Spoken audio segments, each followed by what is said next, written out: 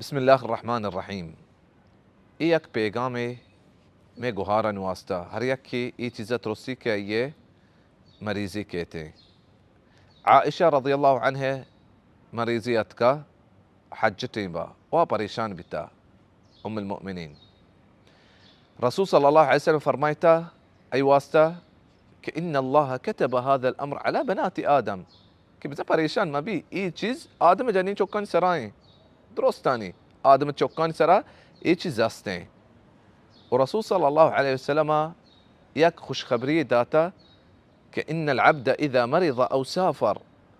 بندا اگا بیمار بی یا سفر حالتا بی كتب له ای وصل لکک بی ما كان يعمل صحيحا مقيما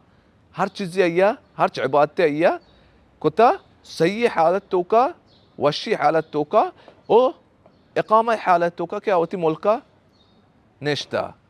گوڑا منی گوارتی اجر گار نبنتے انشاءاللہ. اور علماء توکا خلاف ہستے کہ جنین مریضی حالت توکا قرآن وانت کان آگا نکان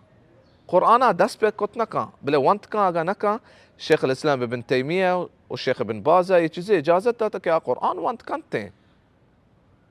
بلے قرآن دست پہ مکہ منی گوہار قرآن قفازی گوما دیگه چیزی ہوتی دستا بکن قرآن بدار یا موبائلی توکا چیزی توکا چیز تو قرآن وانے انشاءاللہ تی اجر